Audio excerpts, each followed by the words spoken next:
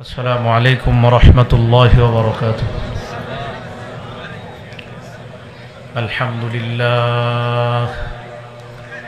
الحمد لله كفى وسلام على عباده الذين اصطفى. أما بعد فأعوذ بالله من الشيطان الرجيم.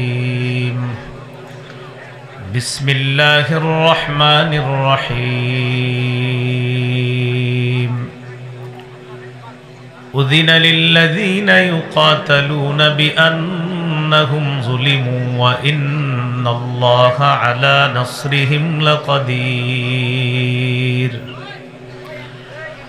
الذين أخرجوا من ديارهم بغير حق إلا أن يقولوا ربنا الله ولولا دفع الله الناس بعضهم ببعض لهدمت صوامع وبيع وصلوات ومساجد يذكر فيها اسم الله كثيرا ولينصرن الله من ينصره إن الله لقوي عزيز. الذين إن مكناهم في الأرض أقاموا الصلاة وآتوا الزكاة وأمروا بالمعروف ونهوا عن المنكر ولله عاقبة الأمور. اللهم صل على محمد وعلى آل محمد كما صليت على إبراهيم وعلى آل إبراهيم إنك حميد مجيد. اللهم بارك على محمد وعلى آل محمد كما باركت على إبراهيم وعلى آل إبراهيم إنك حميد مجيد. اللهم إني أعوذ بك من شر لساني ومن شر سمعي ومن شر بصري ومن شر مني. পূর্ব আতাদি আল মক্কা ইসলামী ঐক্য পরিষদের উদ্যোগে কবরবাসীদের রুহের মাগফিরাত কামনায় ১৬তম বার্ষিক ওয়াজ দোয়ার মাহফিলের প্রধান বক্তা আন্তর্জাতিক খ্যাতিসম্পন্ন মুফাসসির কোরআন হাফেজ মাওলানা মুফতি আমির হামজা কুষ্টিয়া এতক্ষণ গুরুত্বপূর্ণ আলোচনা পেশ করেছেন। কুষ্টিয়া যাবে, অনেক দূরের পথ, তো এই জন্য একটু আগে আলোচনা সেরেছেন। আমরা দোয়া করব আল্লাহ তাআলা যেন সহি সালেমে নিরাপদে আপন গন্তব্যে আল্লাহ পৌঁছিয়ে দেন। গুরুত্বপূর্ণ আলোচনা করেছেন মুফতি মাহমুদ বিন হাবিব। আশেপাশের বুজুর্গ উলামায়ে কেরাম আলোচনা করেছেন। সভাপতি জনাব মোহাম্মদ মাইনুদ্দিন রিপন, MA ইসলামের ইতিহাস LLB। মাহফিল পরিচালনায় হাফেজ মাওলানা মাসুম বিল্লাহ, পূর্ব আতাদি ২৫০০। উপস্থিত হজরত উলামায়ে কেরাম, মুসলমান ভাইয়েরা, আল্লাহ তাআলার দরবারে শুকরিয়া আদায় করছি। আল্লাহ আমাদেরকে এই মাহফিলে উপস্থিত হওয়ার তৌফিক দান করেছেন বলি আলহামদুলিল্লাহ। আমি আপনাদের সামনে সূরা হজের ৩৯ থেকে ৪১ নম্বর আয়াতে কারিমা তেলাওয়াত করেছি। ৩৯ নম্বর আয়াতে আল্লাহ তাআলা বলেন, উযিনা লিল্লাযীনা ইউকাতালুনা বিআন্নাহুম যুলিমু। উযিনা অনুমতি দেওয়া হলো, লিল্লাযীনা তাদেরকে, ইউকাতালুনা যাদের সাথে যুদ্ধ করা হচ্ছে তাদেরকে অনুমতি দেওয়া হলো, জিহাদের অনুমতি। প্রতিরক্ষা করোনার্থে জিহাদের অনুমতি দেওয়া হলো তাদেরকে যারা 13 বছর মাজলুম হয়েছে, নির্যাতিত হয়েছে। বিআন্নাহুম জুলিমু, এই কারণে যে তাদের উপর জুলুম করা হয়েছে, তারা মাজলুম। মক্কায় 13 বছর মুসলমানরা নির্যাতনের শিকার হয়েছে। এই 13 বছর অস্ত্র দ্বারা প্রতিহত করার অনুমতি আল্লাহর পক্ষ থেকে ছিল না, শুধু সবরের মাধ্যমে প্রতিহত করা। 13 বছর বেঈমানরা আক্রমণ করবে, সাহাবায়ে কেরাম শুধু ধৈর্য ধারণ করবে। তাহলে আক্রমণ মোকাবেলা করার যে পদ্ধতি ছিল সেটা হলো সবর। 13 বছর হিজরত করে মদিনায় গেলেন। যাওয়ার পর কাফেররা আবার আক্রমণ করলে, তাদের উপর আক্রমণ হলে, মুসলমানদেরকে আক্রমণ করা হলে উজিনা, এখন অনুমতি দেওয়া হলো যে এবার এতদিন তো সবরের মাধ্যমে মোকাবেলা করেছে সাহাবায়ে কেরাম, নবী এবং সাহাবায়ে কেরাম এখন অস্ত্রের মাধ্যমে বেঈমানদের সাথে মোকাবেলা করার অনুমতি প্রদান করা হলো। উদিনা। আল্লাহ বলেন ওয়া ইন্নাল্লাহা আলা নাসরিহিম লাকাদির, নিশ্চয় আল্লাহ তাদেরকে সাহায্য করতে সক্ষম। এখানে সাহায্য যারা উদ্দেশ্য হলো মুসলমানদেরকে সংখ্যায় কম হওয়া সত্ত্বেও তাদেরকে বেশি সংখ্যকের মোকাবেলায় বিজয়ী করতে আল্লাহ সক্ষম। এখন তারা মাজলুম হয়েছে কিভাবে? সূরা হজের 40 নম্বর আয়াতে আল্লাহ বলেন আল্লাযীনা উখরিজু মিন দিয়ারিহিম বিগাইরি হক, যাদেরকে বের করে দেওয়া হয়েছে তাদের ঘর থেকে অন্যায়ভাবে। ইল্লা আইয়াকুলু রব্বুনাল্লাহ, শুধু এই কথা বলার কারণে যে আমাদের রব হলেন আল্লাহ, এটাই অপরাধ সাব্যস্ত করে তাদেরকে তাদের ঘর থেকে বের করে দেওয়া হয়েছে। তাহলে বের করে দেওয়ার পর যখন তারা মদিনায় গেল, এখন আল্লাহ জিহাদের অনুমতি দিলেন, মুসলমানরা বেঈমানদেরকে পরাজিত করলেন। এখন আমাদের মাথায় আসতে পারে, এই যে মুসলমানরা অস্ত্রের মাধ্যমে কাফেরদের সাথে মোকাবেলা করলো, এটা কেমন হলো? আল্লাহ বলেন ওয়ালাউলা দাফউল্লাহিন নাসা বা'দাহুম বিবাদ, আল্লাহ তাআলা যদি মানুষের এক দলকে আরেক দলের মাধ্যমে প্রতিহত না করতেন, এখানে উদ্দেশ্য আল্লাহ যদি ভালো মানুষদের মাধ্যমে খারাপ মানুষগুলাকে প্রতিহত না করতেন, লাহুদ্দিমাত সাওয়ামিউ, তাহলে খানকাগুলা ধ্বংস হয়ে যেত। ওয়া বিআউন, গির্জাগুলা ধ্বংস হয়ে যেত। ওয়া সালাওয়াত, এবং ইবাদতখানা সমূহ ধ্বংস হয়ে যেত। ওয়া মাসাজিদ, মসজিদগুলাকে ধ্বংস করে দেওয়া হতো। ইউযকারু ফীহা ইসমুল্লাহি কাসীরা, যেগুলোর মধ্যে আল্লাহর নাম বেশি পরিমাণে স্মরণ করা হতো। এখানে সাওয়ামিউ বলা হয়েছে। সাওয়ামি শব্দটা সৌমাহ এর বহু বচন, অর্থ খানকা। খ্রিস্টানরা এই সৌমা বানাইতো, তারা এইগুলা বানিয়ে এগুলার মধ্যে ইবাদত করত। বিয়াউন, বিআহ এর বহু বচন হলো বিয়াউন, মানে গির্জা। খানকা আর গির্জা খ্রিস্টানরা তৈরি করে ইবাদত করত।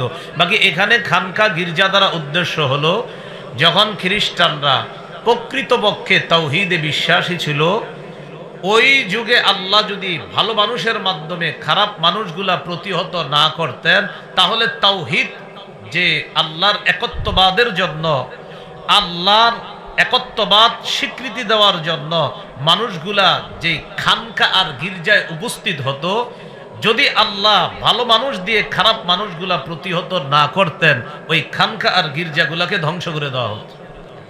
তাহলে কি বোঝা যায়? খারাপ মানুষগুলা প্রতিহত করার প্রয়োজন ছিল কি ছিল না? এই জন্য আল্লাহ প্রতিহত করছে। আরেকটা বলছে ওয়াসসালাওয়াত, সালাওয়াত দ্বারা উদ্দেশ্য ইহুদিদের ইবাদতখানা। এরপরে আল্লাহ বলেছেন ওয়া মাসাজিদ, মসজিদ সমূহ, এটা মুসলমানদের ইবাদতখানা, এগুলা ধ্বংস করে দেওয়া হতো। এরপর 41 নম্বর আয়াতে আল্লাহ বলেন আল্লাযীনা ইম্মাক্কান্নাহুম ফিল আরদি আকামুস সালাহ, তারা হলো এই সমস্ত মানুষ যাদেরকে আমি দুনিয়ার মধ্যে যদি ক্ষমতা দান করি, তারা মৌলিকভাবে 4টি কাজ করবে। আকামুস সালাহ, 1 নাম্বার নামাজ কায়েম করবে। ওয়া আতাউজ যাকাহ, 2 নাম্বার যাকাত প্রতিষ্ঠিত করবে, যাকাত আদায় করবে। 3 নাম্বার ওয়া আমারু বিল মা'রুফ, সৎ কাজের আদেশ করবে। 4 নাম্বার ওয়া নাহাউ আনিল মুনকার, অসৎ কাজ থেকে নিষেধ করবে। এই আয়াতের মাধ্যমে বুঝলাম ইসলামী রাষ্ট্রের যিনি দায়িত্বশীল হবে তার মৌলিক কাজ হবে 4টা: নামাজ কায়েম করা, যাকাত আদায় করা, সৎ কাজের আদেশ করা, অসৎ কাজের নিষেধ করা। শেষে আল্লাহ বলেন ওয়ালিল্লাহি আকিবাতুল উমুর, সব কাজের পরিণতি, সব কাজের চূড়ান্ত পরিণতি এগুলা আল্লাহর কাছে পৌঁছবে, আল্লাহর কাছে যাবে। ভালো খারাপ যা করবে সব আল্লাহর কাছে পৌঁছে যাবে। জিহাদের অনুমতি দেওয়া হলো, খুব মন দিয়ে বুঝি। জিহাদ শব্দটা আমরা অনেকে শুনলে সাথে সাথে মাথার মধ্যে নিয়ে আসি ইন্নালিল্লাহ, কি নিয়ে আসি, মানে এটা কি জানি একটা বিষয়। কিন্তু আপনার এখানে বোঝা উচিত ছিল 13 বছর আগে মুসলমানরা মাইর খেয়েছে। কয় বছর? 13 বছর নির্যাতনের শিকার হয়েছে। এরপর আল্লাহ জিহাদের অনুমতি দিচ্ছে। এখান থেকে বোঝা যায় 13 বছর কাফেররা সন্ত্রাসগিরি করেছে। 13 বছর পর সন্ত্রাস দমন করার জন্য আল্লাহ জিহাদের বিধান দিয়েছে। তাহলে এখান থেকে বুঝলাম, বলেন আমার সাথে, সন্ত্রাস এবং জিহাদ সম্পূর্ণ আলাদা। সন্ত্রাস অপবিত্র, সন্ত্রাস দমন করার পবিত্র পদ্ধতির নাম জিহাদ। তাহলে সন্ত্রাস এটা অপবিত্র, এটা দমন করার পবিত্র পদ্ধতির নাম জিহাদ, বিধানের নাম জিহাদ। তাহলে এখানে আমরা শিখলাম আগে সন্ত্রাসগিরি করেছে কাফেররা, এরপর আল্লাহ জিহাদের বিধান দিচ্ছে। সূরা তাওবার 111 নম্বর আয়াত, এই আয়াতে আল্লাহ তাআলা বলেন ইন্নাল্লাহা আশতারা মিনাল মুমিনিনা আনফুসাহুম ওয়া আমওয়ালাহুম বিআন্না লাহুমুল জান্নাহ ইউকাতিলুনা ফি সাবিলিল্লাহ ফায়াকতুলুনা ওয়া ইউকতালুন। ক্রেতা বিক্রেতা, দ্রব্য মূল্য, বাজার, 5টা জিনিস আমার সাথে বলতে হবে। বলেন, ক্রেতা, বিক্রেতা, দ্রব্য, মূল্য, বাজার। ক্রয় বিক্রয়ের জন্য মৌলিকভাবে 5টা জিনিস লাগে: ক্রেতা, বিক্রেতা, দ্রব্য, মূল্য, বাজার। এবার আমার সাথে বলেন, ক্রেতা আল্লাহ, বিক্রেতা মুমিনগণ, দ্রব্য জানমাল, মূল্য জান্নাত। সুবহানাল্লাহ।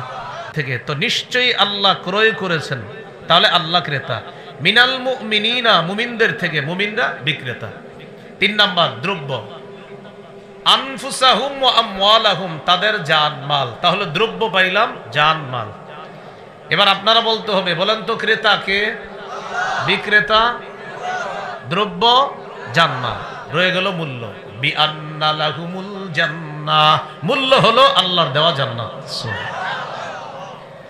রয়ে গেল বাজার, বলেন বাজার হলো জিহাদের ময়দান। সুবহানাল্লাহ।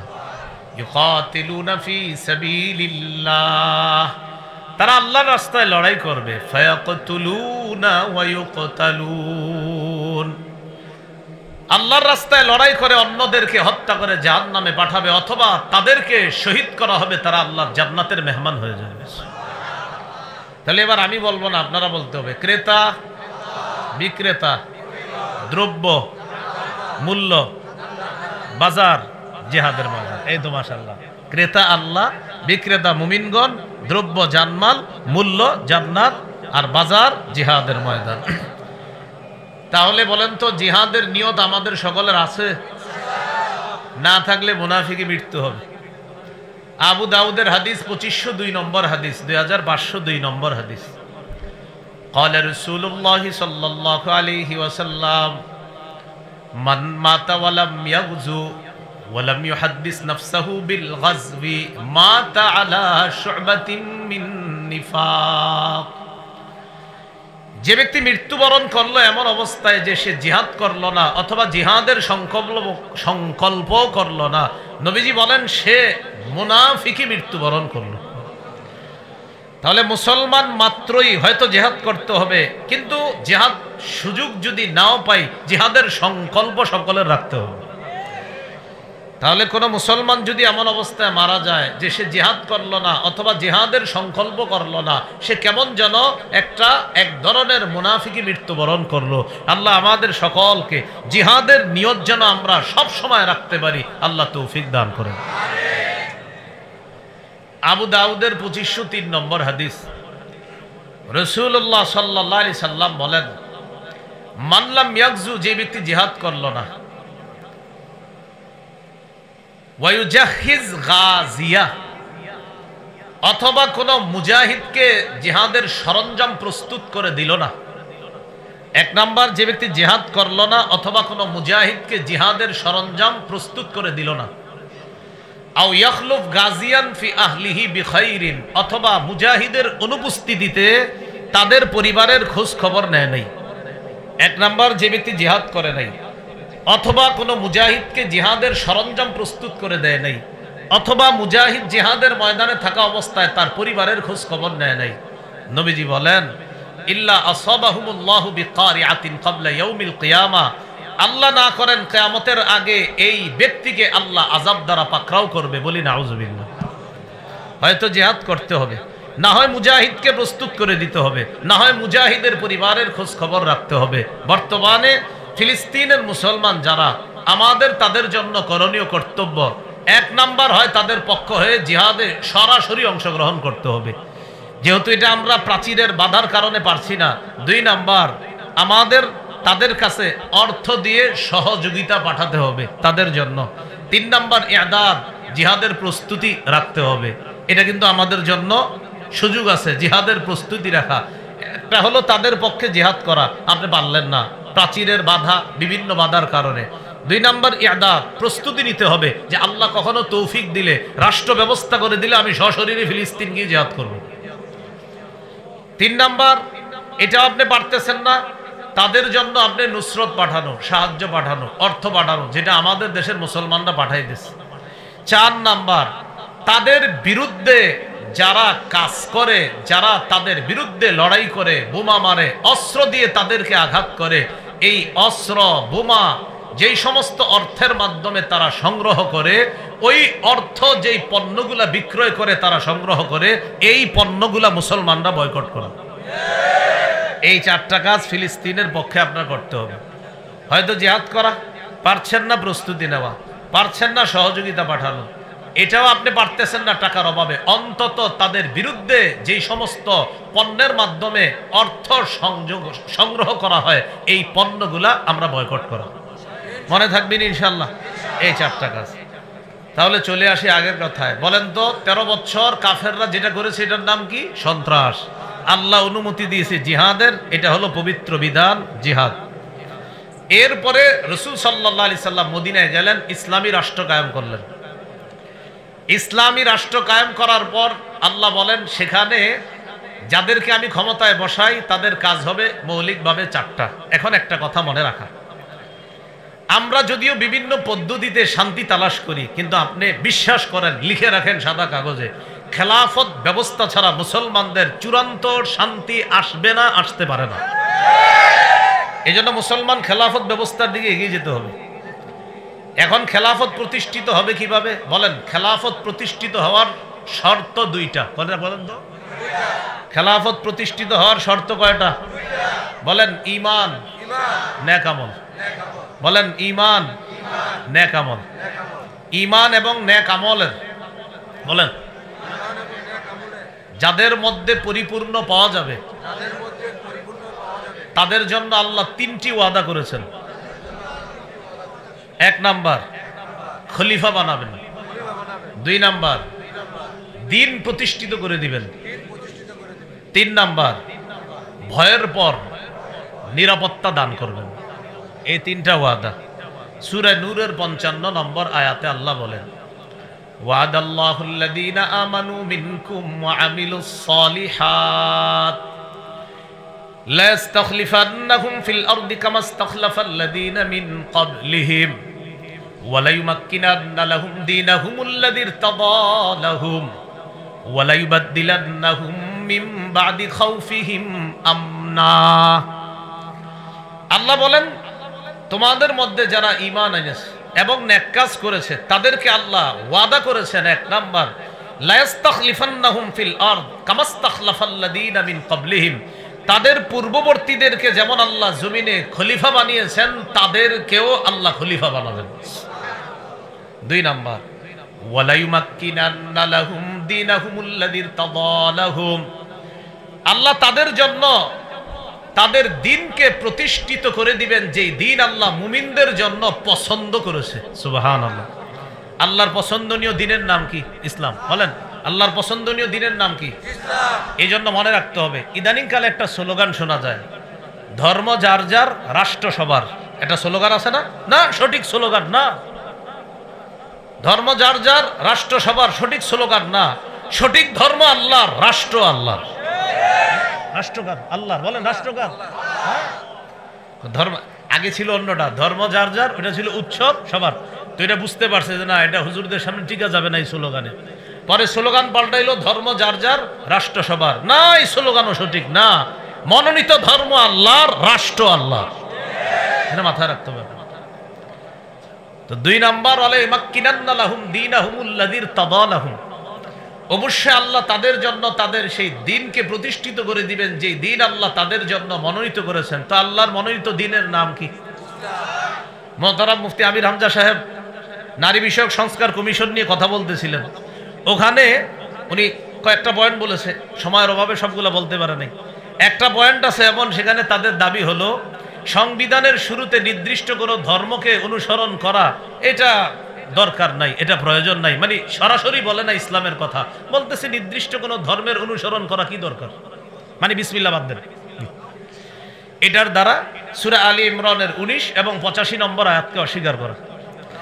সূরা আলী ইমরানের 19 নম্বর আয়াতে আছে, ইন্নাদ দীনা ইনদাল্লাহিল ইসলাম, আল্লাহর কাছে একমাত্র দিন হলো ইসলাম। সুবহানাল্লাহ। 85 নম্বর আয়াতে আছে, ওয়া মাইয়াবতাগি গায়রাল ইসলামি দীনা, কেউ যদি ইসলাম ছাড়া অন্য কোনো দিন কামনা করে, ফালাই ইউকবালা মিন, এটা কিছুতেই তার থেকে গ্রহণ করা হবে না। ওয়া হুয়া ফিল আখিরাতি মিনাল খাসিরিন, সে আখিরাতে ক্ষতিগ্রস্তদের অন্তর্ভুক্ত হবে। তাহলে বলেন আল্লাহর মনোনীত দিন, তাহলে ইসলাম ধর্ম কার? রাষ্ট্র কার? ব্যাস, এটা মুসলমান বলবে।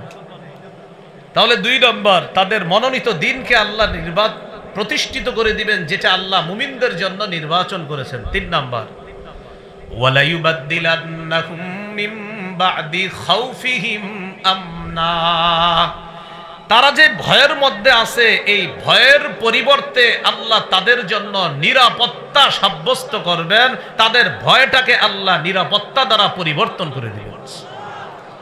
এজন্য প্রিয় ভাইয়েরা, এখনো কিন্তু আমরা নিরাপদ না। হ্যাঁ, এখনো আমরা নিরাপদ না। বললো না, আগে বলতে দিত না, এখন বললে শুনে না। হ্যাঁ, আপনারা মন দিয়ে আওয়াজ শুনছেন তো বলতে পারলেন না কেন? হ্যাঁ, এইটার দ্বারা উদ্দেশ্য কি আপনার? এটার দ্বারা উদ্দেশ্য হলো, মনে রাখতে হবে এখনো কিন্তু আমাদের ভয় কাটে নাই। ইনশাল্লাহ খেলাফত ব্যবস্থার দিকে আমাদের এগিয়ে যেতে হবে। যখন এটা আমরা ইনশাল্লাহ এই খেলাফত ব্যবস্থা যখন প্রতিষ্ঠিত হয়ে যাবে, আমাদের ভয়ভীতি থাকবে না। আল্লাহ তাআলা এই ভয়ভীতি দূর করে দিবেন, যার সুন্দর দৃষ্টান্ত বর্তমান আফগানিস্তান। কোন রাষ্ট্র?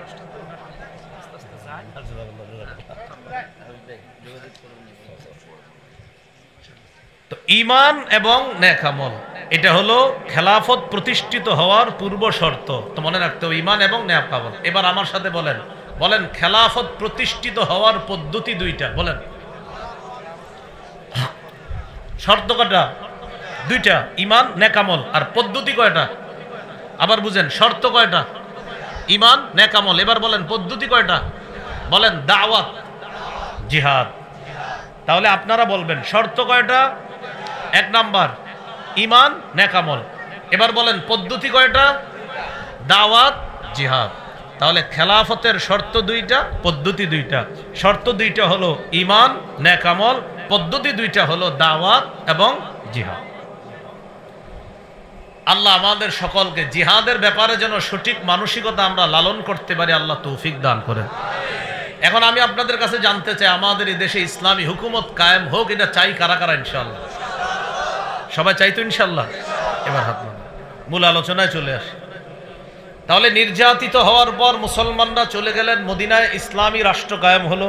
আল্লাহ বললেন ইসলামী রাষ্ট্রের যিনি প্রধান হবে, যার দায়িত্ব দিব আমি, তার মৌলিক কাজ হবে চারটা: নামাজ কায়েম করা, যাকাত আদায় করা, সৎ কাজের আদেশ করা, অসৎ কাজের নিষেধ করা। এবার আমরা গুরুত্বপূর্ণ একটা আলোচনা শুনব। শাসক যিনি হবেন তার কিছু গুণ থাকবে, এটা খুব মন দিয়ে শুনি। শাসক যিনি হবেন তার এক নাম্বার গুণ হবে আল্লাহমুখী হওয়া, আখিরাতমুখী হওয়া। সুবহানাল্লাহ। বলেন তো মুসলিম শাসকের কাজ কয়টা? ভুলে গেছে? না, চারটা। কাজ কয়টা? নামাজ প্রতিষ্ঠিত করা, যাকাত আদায় করা, সৎ কাজের আদেশ করা, অসৎ কাজে নিষেধ করা। এবার আমরা জানবো গুণ। এক নাম্বার গুণ হলো আল্লাহমুখী হওয়া, আখিরাতমুখী হওয়া। এবার দলিল নেই আমরা। সূরা নামলের 15 থেকে 19 নম্বর আয়াতে আল্লাহ বলেন, ওয়ালাকাদ আতাইনা দাউদা ওয়া সুলাইমানা ইলমা। আমি দাউদ এবং সুলাইমান নবীকে ইলম দান করলাম। ওয়া ক্বালা আলহামদুলিল্লাহিল্লাযী ফাদ্দালানা আলা কাসীরিম মিন ইবাদিহিল মুমিনিন। তারা দুইজন বললেন, সমস্ত প্রশংসা আল্লাহর, যিনি আমাদেরকে তার অধিকাংশ মুমিন বান্দাদের উপর শ্রেষ্ঠত্ব দান করেছেন। দাউদ নবী আর সুলাইমান নবী বললেন, ওয়া ওয়ারিসা সুলাইমানু দাউদা। সুলাইমান নবী দাউদ নবীর উত্তরাধিকার হলেন। মনে রাখতে হবে, নবীরা কোনো সম্পদের উত্তরাধিকার হন না। সুলাইমান নবী তার বাবার উত্তরাধিকার হয়েছেন নবুয়তের, রাজত্বের, এলেমের। নবীরা উত্তরাধিকার হয় নবুয়তের, রাজত্বের, এলেমের। তো সুলাইমান নবী উত্তরাধিকার হয়েছেন রাজত্বের, এলেমের, নবুয়তের উত্তরাধিকার হয়েছেন। বাবাকেও আল্লাহ নবী বানিয়েছেন। দাউদ নবী 40 বছর ফিলিস্তিন শাসন করছে। 74% ফিলিস্তিনের অঞ্চল সাম্রাজ্য তিনি কায়েম করেছেন দাউদ নবী। দাউদ নবীর পর সুলাইমান নবী শাসক হলেন, তিনিও 40 বছর। বাবা এবং সন্তান দুজনে মিলে ফিলিস্তিন শাসন করলেন 80 বছর। কয় বছর? এই জন্য একটা তথ্য মনে রাখবেন। বলেন, বনি ইসরাইলরা সর্বমোট ফিলিস্তিনে শাসন করেছে 418 বছর। এর মধ্যে ইমানি শাসন 80 বছর, বাকি বলেন বাকি 338 বছর শিরিকের শাসন, কুফরের শাসন। বনি ইসরাইলের সর্বমোট শাসন ছিল ফিলিস্তিনে 418 বছর। এর মধ্যে 80 বছর ইমানি শাসন। এখন 418 থেকে 80 বাদ দেন, থাকে আর কত? 338। আমার তো এটাই মনে হয়, হ্যাঁ 338। 80 বাদ দিলে থাকে 338। এই 338 বছর শিরিকের শাসন, 80 বছর হলো ইমানি শাসন। মজার ব্যাপার, এই 80 বছরের ইমানি শাসনের 40 বছর দাউদ নবী, 40 বছর সুলাইমান নবী। সুবহানাল্লাহ। তো সুলাইমান নবী দাউদ নবীর উত্তরাধিকার হলেন। হওয়ার পর কি বলে দেখেন, সুলাইমান নবীর কথাগুলো আল্লাহ কোরআনের মধ্যে বলেন, ওয়াকালা ইয়া আইয়ুহান নাস উল্লিমনা মানতিকাত তাইর। হে মানুষ, আমাকে পাখির ভাষা শিক্ষা দেওয়া হয়েছে। সুবহানাল্লাহ। ওয়া উতিনা মিন কুল্লি শাই।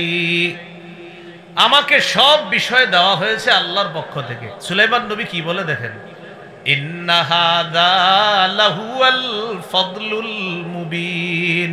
এটা স্পষ্ট অনুগ্রহ আল্লাহর পক্ষ থেকে।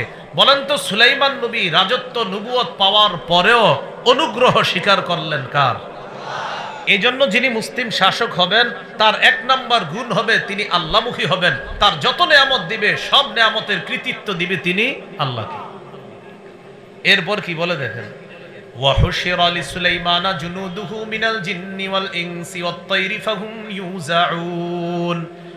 সুলাইমান নবীর জন্য সমবেত করা হয়েছে জুনুদুহু, তার সৈন্যদেরকে, মিনাল জিন্নি জিনদের থেকে, ওয়াল ইনসি মানুষদের থেকে, ওয়াত তায়রি পাখিদের থেকে, ফাহুম ইউজাউন তাদেরকে নিয়ন্ত্রণ করা হতো, তাদেরকে সুবিন্যস্ত করে দাঁড় করানো হতো, তাদেরকে সুবিন্যস্ত করে দলে দলে বিভক্ত করা হতো, জিন ইনসান পাখিদেরকে। এই জাতীয় ক্ষমতা আল্লাহ তাআলা সুলাইমান নবীকে দিয়েছেন। মানুষের উপর, জিনের উপর, পাখির উপরও আল্লাহ তাকে ক্ষমতা দান করেছেন। তো একদিন সুলাইমান নবী কাফেলা নিয়ে রওনা করলেন। হাত্তা ইযা আতাউ আলা ওয়াদিন নাম, যাইতে যাইতে তিনি যখন পিঁপড়ার উপত্যকায় উপনীত হলেন, পিঁপড়ার রানী, এই রানী পিঁপড়াদেরকে ডেকে বললেন, ক্বালাত নামলাতু ইয়া আইয়ুহান নামলু দুখুলু মাসাকিনাকুম। পিঁপড়ার রানী পিঁপড়াদেরকে ডেকে বললেন, ও পিঁপড়া সম্প্রদায়, তোমরা তাড়াতাড়ি ঘরে ঢুকো, গর্তে প্রবেশ করো। লা ইয়াহতিমান্নাকুম সুলাইমান ওয়া জুনুদুহু ওয়া হুম লা ইয়াশউরুন। সুলাইমান নবী এবং তার সৈন্যবাহিনী না জেনে তোমাদেরকে যেন পায়ের নিচে পিষে না ফেলে, তাড়াতাড়ি তোমরা ঘরে প্রবেশ করো। তো পাখির এই ভাষাটা সুলাইমান নবী বুঝে ফেলে একটা হাসি দিছে। সুবহানাল্লাহ।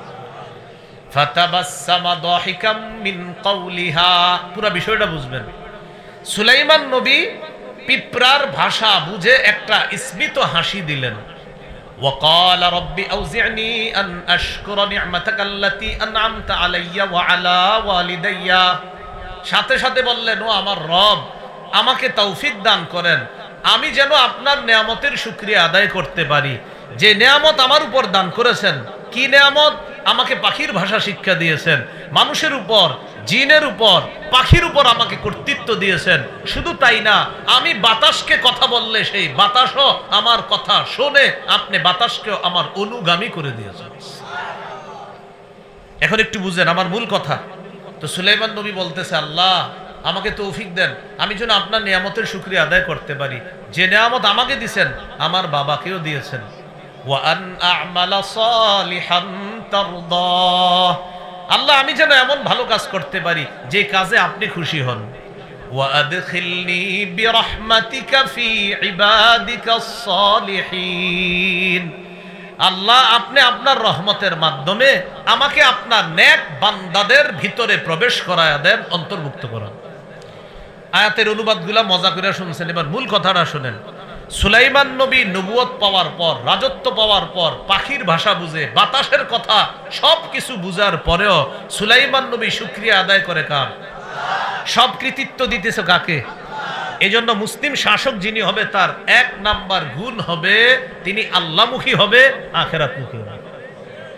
দেখি পরীক্ষা নেই, মুসলিম শাসকের কাজ কয়টা? কয়টা? এক নাম্বার নামাজ কায়েম করা, দুই নাম্বার যাকাত, তিন নাম্বার সৎ কাজের আদেশ, চার নাম্বার অসৎ কাজের নিষেধ। এখন আমরা জানতেছি মুসলিম শাসকের গুণ, এক নাম্বার গুণ কি মুখী হওয়া? আল্লাহ। মাশাআল্লাহ। মুসলিম শাসকের দুই নাম্বার গুণ ইনসাফ কায়েম করা। কি কায়েম করা? ইনসাফ কায়েম করা।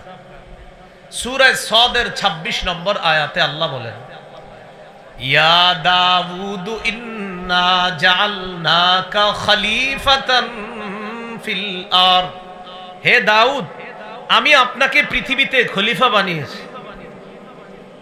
তো আল্লাহ তাআলা সাথে সাথে বললেন, ফাহকুম বাইনান নাসি বিল হক, আপনি মানুষের মাঝে ইনসাফ করবেন, মানুষের মাঝে বিচার করবেন সঠিকভাবে। সুবহানাল্লাহ। দাউদ আমি আপনাকে দুনিয়াতে খলিফা বানিয়েছি। ফাহকুম বাইনান নাসি বিল হক, আপনি সঠিকভাবে মানুষের মাঝে বিচার করবেন। ওয়ালা তাত্তাবিউল হাওয়া, আপনি কুপ্রবৃত্তির অনুসরণ করবেন না, নিজের মনের কথা শুনবেন না, আমি আল্লাহ যেভাবে বলি সেভাবে শুনবেন। ফায়ুদিল্লাকা আন সাবিলিল্লাহ, আপনি যদি নিজের মন মতো ফয়সালা করেন, তাহলে এই নিজের মন মতো চলাটা আপনাকে আল্লাহর রাস্তা থেকে দূরে সরায়া দিবে। বলেন নাউজুবিল্লাহ। ইন্নাল্লাযীনা ইয়াদিল্লুনা আন সাবিলিল্লাহ, নিশ্চয়ই যারা আল্লাহর রাস্তা থেকে দূরে সরে যায়, পথভ্রষ্ট হয়ে যায়, লাহুম আযাবুন শাদীদুম বিমা নাসু ইয়াউমাল হিসাব। হিসাবের দিন ভুলে যাওয়ার কারণে তাদের জন্য রয়েছে কঠিন শাস্তি। তাহলে কি বোঝা গেল? যারা মুসলিম শাসক হয় তারা অন্যায় কাজ তখন করে যদি হিসাবের দিনটা তারা ভুলে যায়, অপকর্ম তখন করে যদি হিসাবের দিন ভুলে যায়। কোরআনের বিরুদ্ধে, হাদিসের বিরুদ্ধে, ইসলামের বিরুদ্ধে কোনো মুসলিম শাসক তখন কথা বলে যদি তার আখিরাতের কথা স্মরণ না থাকে। কিসের বিরুদ্ধে বললাম? কোরআন। বলেন কিসের বিরুদ্ধে? কোরআনের বিরুদ্ধে, ইসলামের বিরুদ্ধে মুসলিম শাসক তখন বলে যখন তার আখিরাতে যেটা হিসাব আছে এটা যখন ভুলে যায়, তখন যা মন চায় তা করে, বরং মন মতো কারো এজেন্ডা বাস্তবায়নের পিছনে লেগে যায়। এটা কিন্তু আপনারা মনে রাখবেন। এই জন্য আমি আগে বলছি, এখনো আমরা সেভ না। বৃষ্টি থেকে বাঁচার জন্য এখন ঝর্ণার নিচে আছি আমরা, এখনো পানি মুক্ত হতে পারিনি। বৃষ্টি থেকে বেঁচে ঝর্ণার নিচে আছি। কিসের নিচে? মানে কি? পানি বৃষ্টির নিচেও পানি, ঝর্ণার নিচেও কি? এই কথা গবেষণা করবেন, এটা কি বুঝাইলাম? আল্লাহ আমাদেরকে বুঝার তৌফিক দান করেন। মুসলিম শাসকের 2 নাম্বার গুণ হবে সঠিকভাবে ফয়সালা করা, ইনসাফ করা। মুসলিম শাসকের 3 নাম্বার গুণ, সেটা হলো মুসলিম শাসক অন্যায়ের পথ পরিহার করে চলবে সদা সর্বদা। কিসের পথ বলেন তো? অন্যায়ের পথ। সূরা আরাফের 142 নম্বর আয়াতে আল্লাহ বলেন, ওয়া'আদনা মূসা 30 লাইলা ওয়া আতমামনাহা বি'আশরিন ফাতাম্মা মিকাতু রাব্বিহি 40 লাইলা وقال موسى لأخيه هارون اخلفني في قومي وأصلح ولا تتبع سبيل المفسدين। আল্লাহ বলেন, ওয়া'আদনা মূসা 30 লাইলা, আমি মূসা নবীকে 30 রাতের ওয়াদা করলাম যে তিনি আমার কাছে আসবে, পাহাড়ের উপর তিনি 30 রাত ইতিকাফ করবে। কয় রাতের ওয়াদা করলাম? 30 রাত।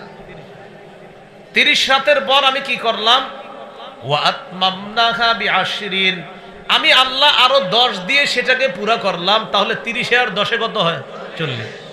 ফাতাম্মা মিকাতু 40 লাইলা মিকাতু রাব্বিহি 40 লাইলা। 30 আর 10 রবের নির্দিষ্ট ওয়াদাটা হয়ে গেল মোট 40 রাতে। তাহলে রবের নির্ধারণ করা সময়টা হয়ে গেল কয় রাত? 40 রাত। প্রথমে আল্লাহ নির্বাচন করেছেন কয় রাত? 30। এরপরে আরো 10, 40। তো মূসা নবী যাবে। এখন জাতির দায়িত্ব কারে দিবে? ভাই হারুনকে বললেন, ওয়াকালা মূসা লিআখিহি হারুন আখলুফনি ফি কওমি। মূসা নবী তার ভাই হারুনকে বললেন, ও ভাই হারুন, উখলুফনি ফি কওমি, তুমি আমার জাতির মাঝে আমার অনুপস্থিতিতে আমার প্রতিনিধিত্ব করবা। এরপরে কি বলে দেখেন, ওয়া আসলিহ, সঠিকভাবে তুমি প্রতিনিধিত্ব করবা, সব বিষয়গুলা সঠিকভাবে সংশোধন করবা।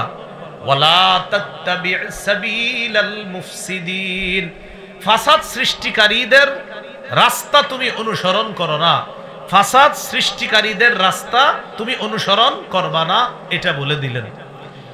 এই গেল 3 নাম্বার। তাহলে কি শিখলাম? অন্যায়ের পথ পরিহার করা, এটা মুসলিম শাসকের 3 নাম্বার কাজ। মূসা নবী হারুন নবীকে যখন প্রতিনিধি বানিয়ে যাচ্ছেন বলে দিলেন, সাবধান, সঠিকভাবে কাজ করবা, অন্যায়ের পথ পরিহার করে চলবা।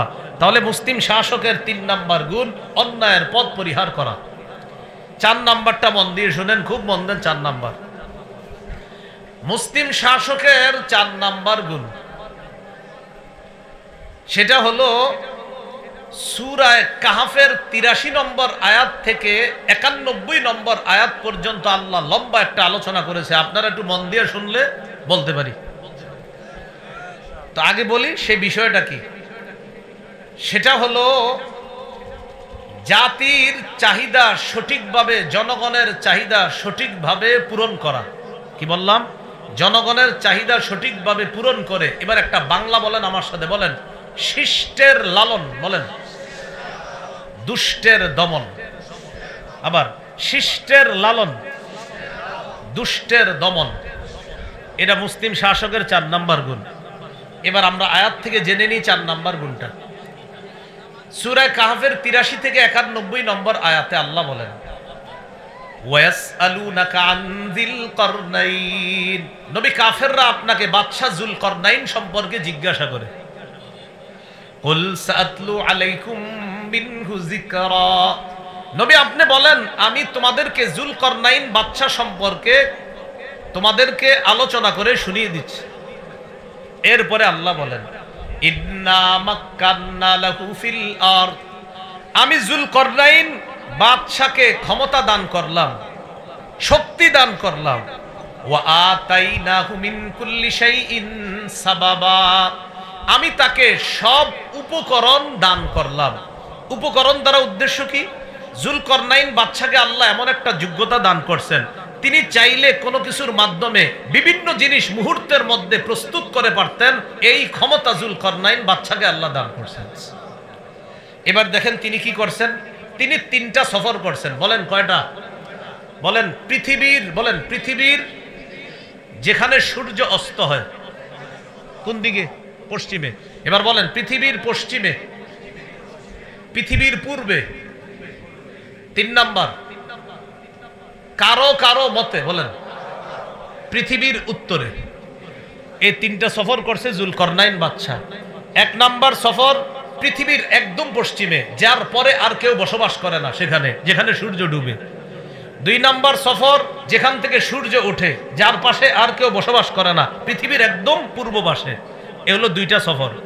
3 নাম্বার সফরটা হলো কোন মুফাসসিরের মতে পৃথিবীর উত্তর প্রান্তে তিনি সফরটা করেছেন। বাকি এই জায়গা কোরআন বলে না কোন দিকে।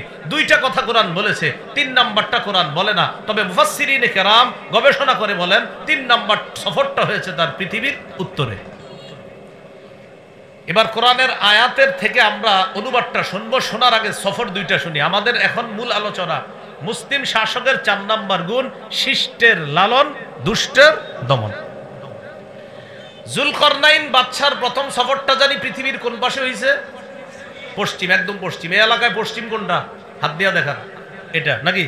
তাহলে বাস একদম পশ্চিম। আল্লাহ বলেন যুলকরনাইন বাদশা পৃথিবীর একদম পশ্চিম পাশে গেছে, যেখানের পরে আর কোনো মানুষ বসবাস করে না। সেখানে গিয়ে দেখলেন প্রচন্ড কালো অন্ধকারের মধ্যে পানি।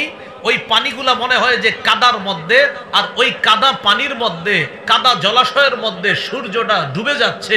এমন ডুবন্ত অবস্থায় আল্লাহ তাআলা যুলকরনাইন বাদশাকে পৃথিবীর একদম পশ্চিম প্রান্তে নিয়ে গেলেন।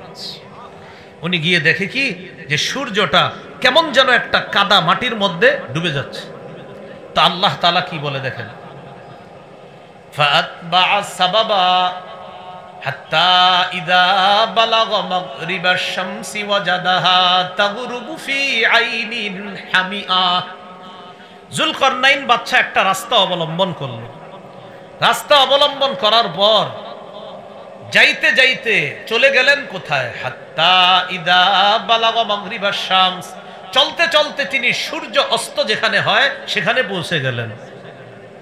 ওয়াজাদাহা, সূর্যটাকে তিনি পাইলেন এমন অবস্থায়, তাগরুবু, সূর্যটা ডুবতেছে, ফি আইনিন হামিআ, কর্দম যুক্ত অথবা কাদা যুক্ত অন্ধকার কালো জলাশয়ের মধ্যে যেন সূর্যটা ডুবতেছে। তিনি এরকম দেখলেন সূর্যটা ডুবতেছে। এরপরে দেখেন কি হয়, ওয়াজাদা ইনদাহা কওমা, সেখানে তিনি একটা জাতিকে পাইলেন। আবার বলছি, এমন এক জায়গায় গেলেন যেখানের পরে আর কেউ নাই, সূর্যটা ডুবতেছে, এর এই পাশে একটা জাতি তিনি পাইলেন। সেই জাতি ছিল কাফের। বলেন সবাই, সেই জাতি কি ছিল? আল্লাহ যুলকরনাইন বাদশাকে বললেন, বাদশা যুলকরনাইন, তোমার সামনে 2টা অপশন। এই কাফেরদের ব্যাপারে আমি তোমাকে ক্ষমতা দিলাম, তুমি চাইলে তাদেরকে শাস্তি দিতে পারো, চাইলে তাদের ব্যাপারে কোনো ভালো কিছু গ্রহণ করতে পারো। অপশন কয়টা? আর মুসলিম শাসকের 4 নাম্বার গুণ জানি কি? শিষ্টের লালন, দুষ্টের দমন। বুঝেন কিন্তু, না হলে বুঝবেন না কথাটা। আল্লাহ বললেন, ও যুলকরনাইন বাদশা, এই যে সূর্য অস্ত যাচ্ছে, এখানে যেই জাতিকে আপনি পাইলেন, তাদের ব্যাপারে আপনার সামনে 2টা অপশন। কি? ইম্মা আন তুআযিবা, আপনি চাইলে তাদেরকে শাস্তি দিতে পারেন, আপনি চাইলে তাদেরকে শাস্তি দিতে পারেন। যুলকরনাইন বাদশা এক জাতিকে পাইলেন, তাদের ব্যাপারে আল্লাহ বললেন, কুলনা ইয়া যাল করনাইনি ইম্মা আন তুআযযিবা ওয়া ইম্মা আন তাত্তাখিযা ফীহিম হুসনা। ও বাদশা যুলকরনাইন, আপনি চাইলে তাদেরকে শাস্তি দিতে পারেন অথবা তাদের ব্যাপারে উত্তম কিছু গ্রহণ করতে পারেন। এবার যুলকরনাইন বাদশা কি করলেন? তাদের ব্যাপারে দুইটা নীতি অবলম্বন করলেন। যুলকরনাইন বাদশা বললেন, আল্লাহ ক্বালা আম্মা মান যালামা, আল্লাহ আমি তাদেরকে দাওয়াত দিব। সুবহানাল্লাহ। দাওয়াত দেওয়ার পর আমার দাওয়াত যে গ্রহণ করবে না সে জালেম। ক্বালা আম্মা মান যালামা ফাসাউফা নুআযযিবুহু, আল্লাহ আমি দাওয়াত দেওয়ার পর যদি কেউ দাওয়াত গ্রহণ না করে সে জালেম সাব্যস্ত হবে, আমি তাকে শাস্তি দিব। সুম্মা ইউরাদ্দু ইলা রাব্বিহি, এরপর তাকে তার রবের কাছে ফিরিয়ে দেওয়া হবে। ফায়ুআযযিবুহু আযাবান নুকরা, তার রব তাকে কঠিন শাস্তি দিবে।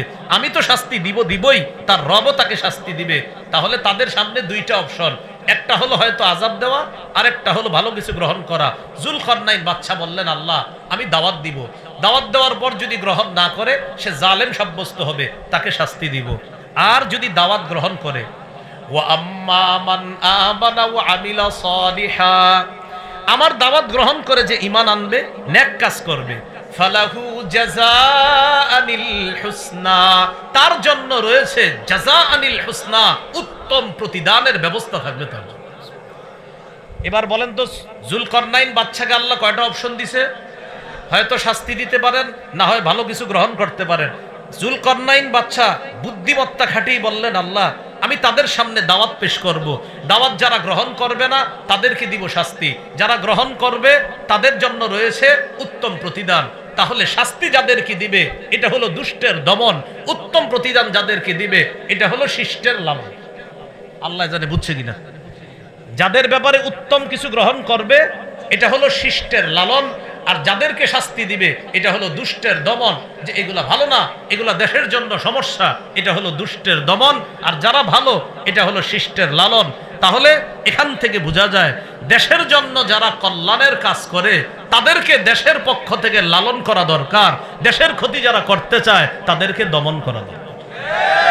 এটা হলো মুসলিম শাসকের 4 নাম্বার গুণ। মনে থাকবেনি বাংলাটা, শিষ্টের লালন, দুষ্টের দমন। তো যাই হোক, এটা হলো পৃথিবীর পশ্চিম পাশের কথা। এবার দ্বিতীয় সফরটা কোথায় করছে উনি? সুম্মা আতবাআ সাবাবা, এরপর আরেক রাস্তা ধরলেন তিনি। আল্লাহু আকবার। একদম পশ্চিম থেকে সফর করে পৃথিবীর পুরা পূর্ব পাশে চলে গেছে।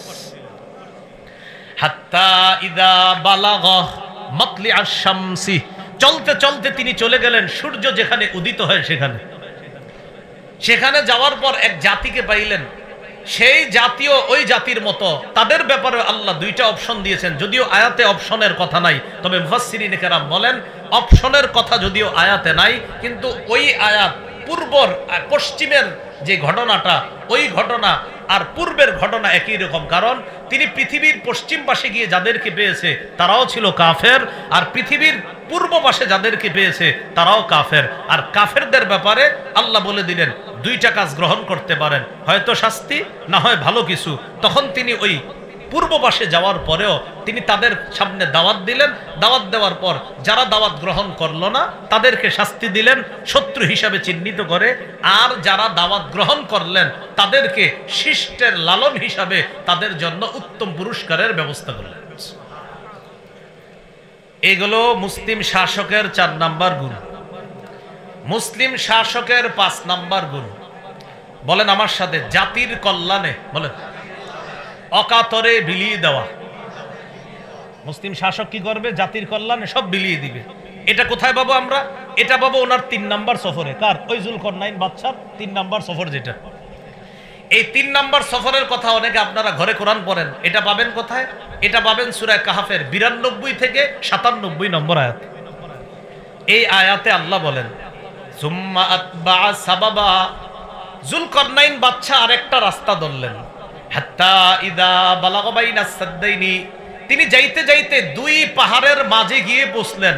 বলেন তো আল্লাহ বলে নাই এটা কোন এলাকায়, তবে মুফাসসিরিনে কেরাম বলেছিলেন এটা পৃথিবীর কোন পাশে? উত্তর পাশে। তো যুলকরনাইন বাদশা 2 পাহাড়ের মাঝে গিয়ে যখন বসলেন, বসার পর সেখানে এক জাতিকে পাইলেন। সেই জাতি কেমন জানেন? লা ইয়াকাদুনা ইয়াফকাহুনা কাওলা। ওই জাতি তারা মানুষ, কিন্তু তারা যুলকরনাইন বাদশার কথা বুঝে না। এখন যুলকরনাইন বাদশার কথা যেহেতু বুঝে না, যুলকরনাইন বাদশাকে তারা কিছু বলতে চায় কিন্তু বুঝাইতে পারে না, প্রকাশ করতে পারে না, কারণ যুলকরনাইন বাদশা যা বলে ওরা বুঝতেছে না। তখন যুলকরনাইন বাদশা কি করলেন? ইশারার মাধ্যমে তাদের সাথে কথা বললেন। যুলকরনাইন বাদশা তাদের সমস্যাগুলো শুনলেন কিসের মাধ্যমে? ইশারা। কোন কোন মুফাসসিরিন কেরাম বলেন না, দুভাষীর মাধ্যমে তাদের কথা শুনলেন।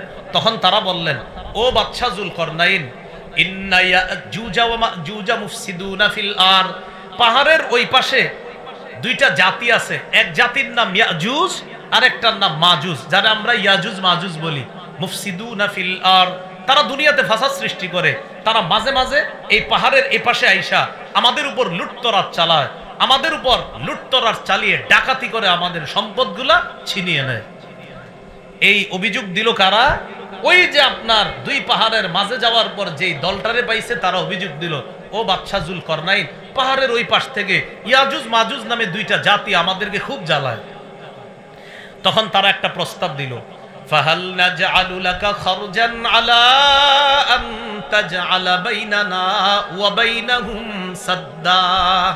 বাদশা যুলকরনাইন, আমরা আপনাকে কর দিব, কর দেওয়ার বিনিময়ে আপনি কি আমাদের মাঝে আর ওই ইয়াজুজ মাজুজের মাঝে একটা প্রতিবন্ধক বানাই দিতে পারবেন? এটা কাকে বলল? যুলকরনাইন বাদশা। বাদশা যুলকরনাইন বললেন, আমার টাকা পয়সা লাগবে না, সুবহানাল্লাহ, আমাকে কর দিতে হবে না, আমি তোমাদেরকে অকাতরে বিলিয়ে দিব ইনশাআল্লাহ, আল্লাহ আমাকে যথেষ্ট দিয়েছেন। তখন যুলকরনাইন বাদশা কি বললেন? ক্বালা মা মাক্কান্নী ফীহি রাব্বী খায়রুন। আল্লাহ আমাকে যে ক্ষমতা দান করেছেন এটা অনেক উত্তম, এটা অনেক কল্যাণ। ফাআইনুনি বিকুওয়া, তোমরা আমার একটু সহযোগিতা করবা, আমাকে সাহায্য করো শক্তি দিয়ে। শক্তি মানে হাত দিয়ে পা দিয়ে সাহায্য করবা। কিভাবে? আতুনি জুবারাল হাদিদ, লোহার পাতানো তোমরা। কি আনো? লোহার পাত। বলেন লোহার কি? পাত। এই লোহার পাতানার পর বুঝতে হবে কিন্তু, তাকান, দুই পাহাড়, এই যে দুই পাহাড়, মনে করেন দুই পাহাড়ের মাঝে ফাঁকা, লোহার পাতগুলা আইনা দুই পাহাড়ের মাঝখানে রাখতে লাগলো। লোহার পাত আইনা দুই পাহাড়ের মাঝে রাখলো। এখন প্রশ্ন, লোহার পাত আনবে, এত টাকা পয়সা কে দিবে? খরচ কে দিবে? যুলকরনাইন বাদশা বললেন, সমস্যা নাই, লোহা যত লাগবে এটার যেই ব্যয়ভার বহন করা লাগে সব আমি করবো। এই লোহা ফালাইতে ফালাইতে ফালাইতে ফালাইতে, আচ্ছা এটার দিকে তাকান, এক পাহাড় এক পাহাড়, দুই পাহাড়ের মাঝখানে ফালাইতে ফালাইতে এবার দুই পাহাড়ের চূড়া পর্যন্ত, একদম উঁচা পর্যন্ত এইভাবে মিডল বরাবর শুধু লোহা আর লোহা। পাহাড়ের মাঝখানে যেন ইয়াজুজ মাজুজ আসতে না পারে। এবার শোনেন তো, লোহাই না ফালাইলো, মাঝে মাঝে তো একটু ফাঁকা টাকাও থাকতে পারে লোহা যেহেতু, কারণ এটা তো শুধু ফালাইছে, এখন ইয়াজুজ মাজুজ তো আইসা এটারে ধইরা সরায় ফেলতে পারে। তখন যুলকরনাইন বাদশা কি বললেন?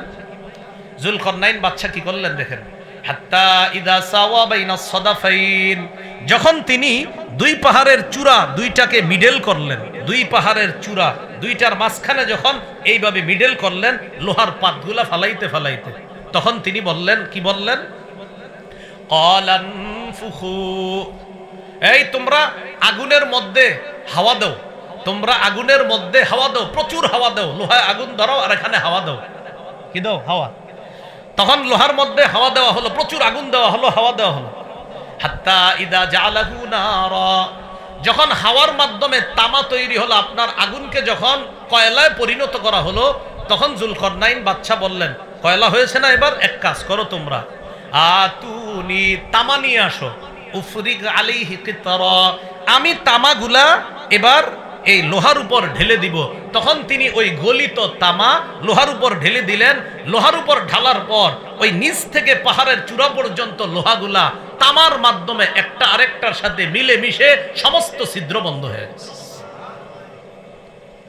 কেমন ভাবে বন্ধ হয়েছে আল্লাহ বলেন, এই পজিশন হয়েছে, ফামাসতাউ আইয়াযহারুহু ওয়া মাসতাতাউ লাহু নাকাবা। ইয়াজুজ মাজুজ ওই পাহাড়ের মাঝে যেই দেয়াল দেওয়া হয়েছে লোহার, আর ওই যে তামা দিয়ে যেটা তৈরি করা হয়েছে প্রাচীর, এই প্রাচীরের উপরে তারা উঠতে পারে না। ওয়ামাসতাতাউ লাহু নাকাবা, তারা কোনো ফাঁক ফোকরও পায় না এই পাশে আসার জন্য। এখন আসেন যে বিষয়টা জানলাম, জাতির এই সমস্যা সমাধানে শাসক এগিয়ে আসলেন, অকাতরে বিলিয়ে দিলেন।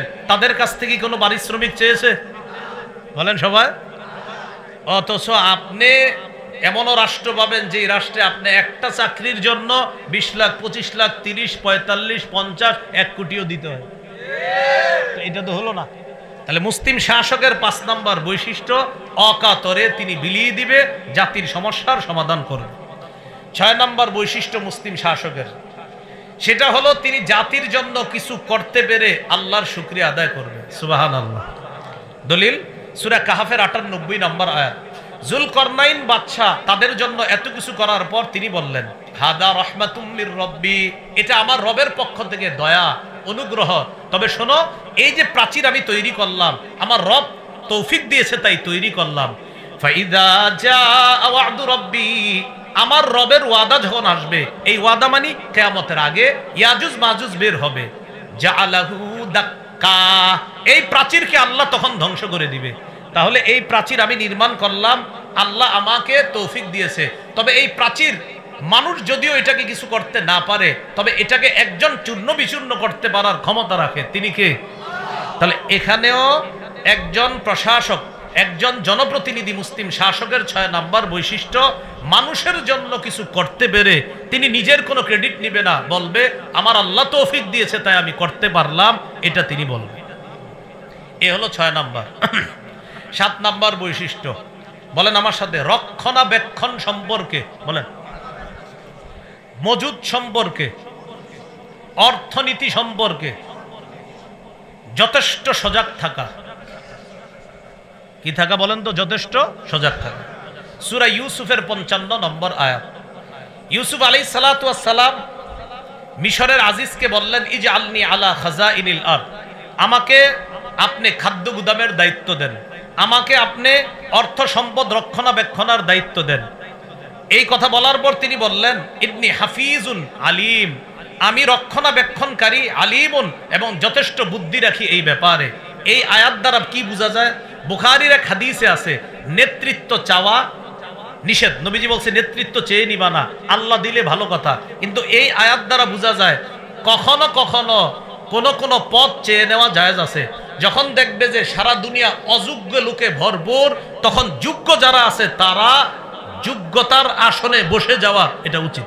দলিল এই যে ইউসুফ নবী বলতেছে যে শোনেন, খাদ্য ভান্ডার, এই খাদ্য গুদামের দায়িত্ব অন্য কাউরে দিয়েন না, খেয়ানত হতে পারে, আমাকে দেন, খেয়ানত হবে না। ইন্নী হাফিজুন, আমি রক্ষণাবেক্ষণকারী, আলিমুন, যথেষ্ট জ্ঞান রাখি এই ব্যাপারে।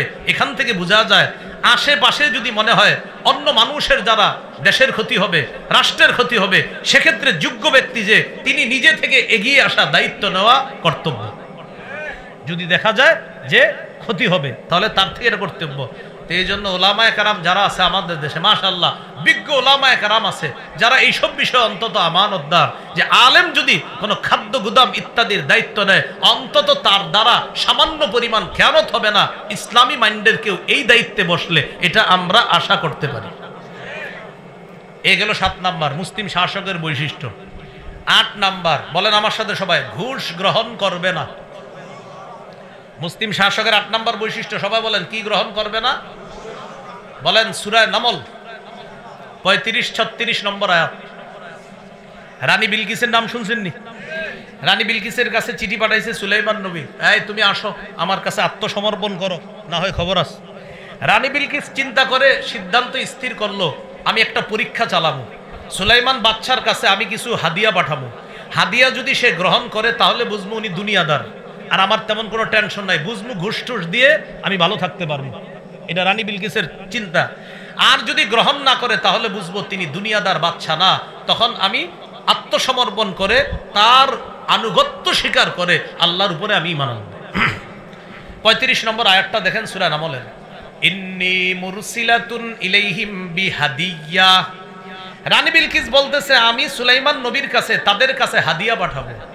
ফানাজিরা, আমি দেখব, বিমা ইয়ারজিউল মুরসালুন, যাদেরকে পাঠাই তারা কি নিয়ে আসে এটা দেখব, দূতরা কি নিয়ে ফিরে আসে এটা দেখব।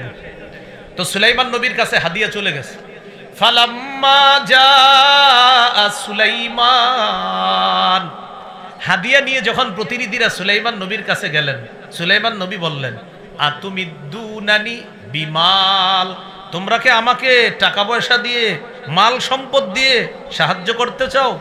ফামা আতানি আল্লাহ খায়রুম মিম্মা আতাকুম, আল্লাহ আমাকে যা দিয়েছেন, তোমাদেরকে যা দিয়েছেন, এগুলা থেকে আল্লাহ আমাকে যা দিয়েছেন 1000 গুণ বেশি উত্তম।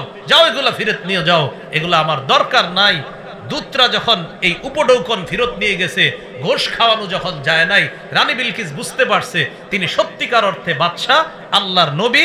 রানী বিলকিস সুলাইমান নবীর কাছে আসার আগেই আল্লাহ যে এক, এই কথার স্বীকৃতি দিয়ে, ঘোষণা দিয়ে সুলাইমান নবীর কাছে এসে বলতেছে, ও বাদশাহ সুলাইমান, আপনার কাছে আসার আগেই আপনার রবের উপর আমি ঈমান এনেছি, আমি আত্মসমর্পণ করেছি। কি শিখলাম? 8 নাম্বার, ঘোষ গ্রহণ করা যাবে না, এটা মুসলিম শাসকের 8 নাম্বার বৈশিষ্ট্য। মুসলিম শাসকের 9 নাম্বার বৈশিষ্ট্য আমানতদার হওয়া। শেষ করে দিচ্ছি, 10 নাম্বার শেষ করে দিব। 9 নাম্বার আমানতদার হওয়া। সূরা নিসার 58 নম্বর আয়াতে আল্লাহ বলেন, ইন্নাল্লাহা ইয়া'মুরুকুম আন তুআদ্দুল আমানাতি ইলা আহলিহা, নিশ্চয় আল্লাহ তোমাদেরকে আদেশ করেন, আন তুআদ্দুল আমানাতি ইলা আহলিহা, তোমরা আমানত যথাযথ জায়গায় পৌঁছায়া দিবা, এই আদেশ আল্লাহ করেন। ওয়া ইযা হাকামতুম বাইনান নাসি আন তাহকুমু বিল আদ, তোমরা যখন মানুষের মাঝে বিচার করবা, ইনসাফের সাথে বিচার করবা। ইন্নাল্লাহা নি'ম্মা ইয়া'iজুকুম বি, আল্লাহ যে ওয়াজ তোমাদেরকে করেছেন তা কতই না উত্তম ওয়াজ। সুবহানাল্লাহ। তাহলে 9 নাম্বার বৈশিষ্ট্য আমানতদার হওয়া। বলেন কি হওয়া? আমানতদার। 10 নাম্বার, এটা সবাই বলেন, বলেন আল্লাহর কোরআন অনুযায়ী, আল্লাহর বিধান অনুযায়ী মুসলিম শাসক বিচার করবে। কার বিধান অনুযায়ী? সূরা মাইদা 48 নম্বর আয়াত আল্লাহ তাআলা বলেন, ইন্না আনজালনা ইলাইকাল কিতাবা বিল হক, আমি আপনার কাছে কিতাব পাঠিয়েছি, নাজিল করেছি সত্য সহ, সঠিক কিতাব। মুসাদ্দিকাল লিমা বাইনা ইয়াদাইহি মিনাল কিতাব, এই কিতাব অন্যান্য কিতাবের সত্যায়নকারী। ওয়া মুহাইমিনান আলাইহি, অন্যান্য কিতাবের বিধানগুলো সংরক্ষণকারী। ফাহকুম বাইনাহুম বিমা আনজালাল্লাহ, সুতরাং আপনি ফয়সালা করেন, আপনি বিচার করেন, বিমা, ওই বিধান অনুযায়ী, আনজালাল্লাহ, যা আল্লাহ নাজিল করেছেন। সুবহানাল্লাহ। এবার সূরা মাইদার সর্বশেষ কথা বলে শেষ করে দেই। 49 নম্বর আয়াতে আল্লাহ বলেন, আফা হুকমাল জাহিলিয়াতি ইয়াবগুন ওয়া মান আহসানু মিনাল্লাহি হুকমান লিকাউমি ইউকিনুন, তারা কি জাহিলি হুকুম কায়েম করতে চায়? মনে রাখবেন, যারা কোরআনের বিরোধিতা করে, হাদিসের বিরোধিতা করে, ইসলামী আইনের যারা বিরোধিতা করে, তারা এই বিরোধিতা করার মাধ্যমে জাহিলি আইন বাস্তবায়ন করতে চায়। তা আল্লাহ বলেন, আফা হুকমাল জাহিলিয়াতি ইয়াবগুন, তারা কি জাহিলি আইন কানুন চায়, জাহিলি বিচার চায়? ওয়া মান আহসানু মিনাল্লাহি হুকমান লিকাউমি ইউকিনুন, যারা বিশ্বাসী তাদের জন্য আল্লাহর বিধানের চাইতে উত্তম বিধানদাতা আর কে আছে? সুবহানাল্লাহ। ওয়া মান আহসানু মিনাল্লাহ, আল্লাহর চেয়ে উত্তম বিধানদাতা আর কে আছে? হুকমা, উত্তম বিধানদাতা কে আছে? লিকাউমিন, ওই জাতির জন্য, ইউকিনুন, যারা বিশ্বাস করে। এখন বলেন আলহামদুলিল্লাহ বা ইনশাআল্লাহ আমরা আশাবাদী, আমরা বিশ্বাসী জাতি কিনা? এখন বিশ্বাসী জাতির কাছে শ্রেষ্ঠ বিধান কার বিধান? বিশ্বাসী জাতির কাছে শ্রেষ্ঠ বিধানদাতা কে? এখন আমরা কি জাহিলি বিধান চাই না আল্লাহর বিধান? মুসলিম শাসকের 10 নম্বর বৈশিষ্ট্য, আল্লাহর বিধান অনুযায়ী ফয়সালা করবে, আল্লাহর বিধান ছাড়া অন্য কোনো বিধান কামনা করবে না। এই হলো মুসলিম শাসকের 10টা বৈশিষ্ট্য। মুসলিম শাসকের কয়টা কাজ?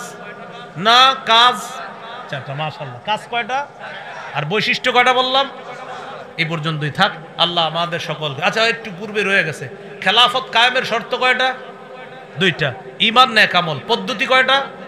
দাওয়াত জিহাদ। ভুলে গেছে, খেলাফত কায়েমের শর্ত 2টা, একটা হলো ঈমান নেক আমল, আর পদ্ধতি 2টা, দাওয়াত জিহাদ। খেলাফত কায়েম হোক, এটা আমরা সবাই চাই। আমাদের দেশে যেন আল্লাহ ইসলামী হুকুমত কায়েম করে দেয়, আমরা আল্লাহর কাছে দোয়া করব।